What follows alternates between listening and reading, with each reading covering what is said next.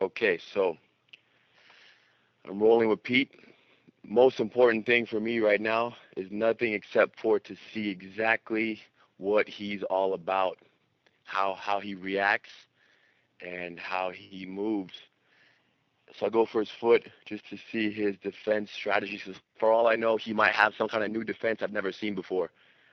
And he's doing what I do, same basic, push the foot off the hip, whatever. So I roll to the top position, no big deal. I'm in the half guard. I don't like bottom of the half guard, but I like the top. So once again, I'm curious to see about his half guard control, kind of step out, controlling a little bit of the side mount, my favorite arm lock of all times. He kind of gives it to me. I wanted more fight, but he didn't give it. It's all cool. Wrap his neck, go for his collar, no big deal, nothing serious behind this. It's all a big game because there are, in my opinion, there's two ways to roll. There's the way where you just take every submission you can get, you take everything pretty much, or you take all the knowledge that you can get and you take what nobody takes. So I purposely allow myself to be put into the guard, into the triangle setup, because I want to feel how he's finishing. And he's a purple belt, so there's a certain amount of respect, and I know that he has much knowledge. So for me to be kind of letting myself get side mounted and mounted only has, benefits. So now we're past the guard. Great, there it is. He side mounted me. Let's feel his side mount, his knee on stomach, his side mount attack, and possibly I might walk out of this day right here learning a little bit. I might learn that he might have some submission that they're doing in the East Coast that I'm not familiar to. So I'm laying there, feeling, observing, just watching everything, and the chances of me being surprised when I'm that present, observing like that, how I just was, are very rare.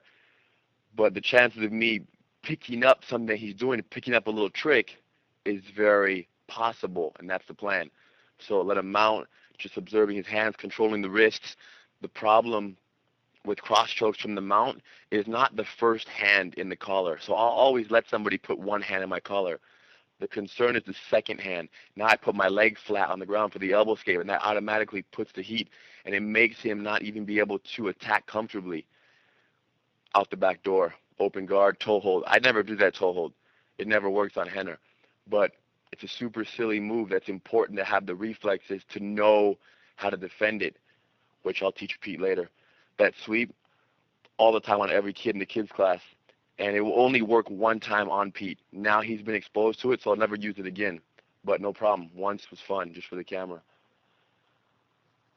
Open guard. Open guard isn't even an issue for me because my open guard is amazing. I'm beyond the open guard. I just want the person to side mount me. I already know that there's going to be a day where I'm 45 years old. And when I'm 45, I want every 25-year-old in the country to have a problem when they side mount me and mount me because I'm too aware. So I'm investing in that right now. And Pete has helped me get there. But he was only attacking 50%. So we'll have to do this again with him going 100%. Look at that, holding my wrist, no big deal. I'm holding one of his hands with my left hand. I'm just blocking his arms. Look, just grabbing a wrist here and there just to see what kind of reactions I can get. Great. He goes for the mount. I do the elbow escape. Very important reflex. As soon as somebody mounts, you go for that little push right there. That wasn't even technique. That was just I felt he was off balance, so I just did a little random push. Some people might do that when they're not off balance and then completely fail and waste energy. And now I just rolled to the middle of the room. We just had to move over. We're getting too close to the wall, so we rolled over. Whatever kind of guard this is, some kind of animal or insect, not even a big deal. Same as always, not really in a hurry to pass the guard, and usually I'm okay. But look at that. I let him go for the triangle a little bit. He didn't want to really finish it. And the main reason why is because of respect. There's this whole attitude of respect when you're sparring with somebody who's a higher level. So he didn't really want to go that hard. But him going for it 100% is exactly what I wanted. And I would have had no problem even tapping because, once again, I would just be stealing information from him. I get to the mount, and because he's going so light, I figured I might as well mount and do a little bit of my favorite part of jiu-jitsu, achieving the mounted position, having good hip pressure. I hug his neck, isolate one arm, hugging the neck. He went to go hug my arm, raising his own elbow, so I trapped it right there. And now I step on his bicep, block the triangle. I do this a little bit too often, and you might think that, oh, it doesn't work that well if you're going with somebody very advanced, but it works even better. The more advanced they are, the easier it works, because they don't expect it. It's too complex of a technique. Once again, open guard, hand on the collar, sweep. Look at that. It didn't really work that well the second time. Like I told you, he already knew what was going to happen. But no problem. Back to the guard and pass. Great. He side mounted again. Thank you. But look how relaxed I am right now. That just shows you how the level of comfort. There's nothing he can do. And even if he was sparring in a competition full speed for his life, my arm is trapped. It doesn't even matter. I don't even know the choke that he wants to do. I myself don't even know that technique. But maybe he'll teach me right now. He went for the arm lock. I know that one. So he steps over, he sits down. I would have mounted the leg over the body first and then stepped over the head. So now a little bit of a forearm blocking the arm lock from being finished, which is a very common technique that I do. Always kind of giving the arm lock like 75%, but still slipping my head out kind of like a turtle and just not leaving my neck exposed. Staying there. I don't even want to get up. I want to stay there because I want to see if he can do something to knock me back down. Nope. Thank you. He's on my back. Okay, let's do a little bit of back training right now. Let's figure out, let's work my back defense.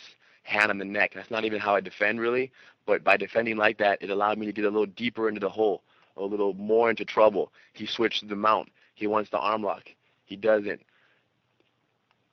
I purposely stay on my side because I want him to spin for the arm, but because of the last time he went for the arm lock and he didn't get it, he didn't go again. He knew it wasn't going to work.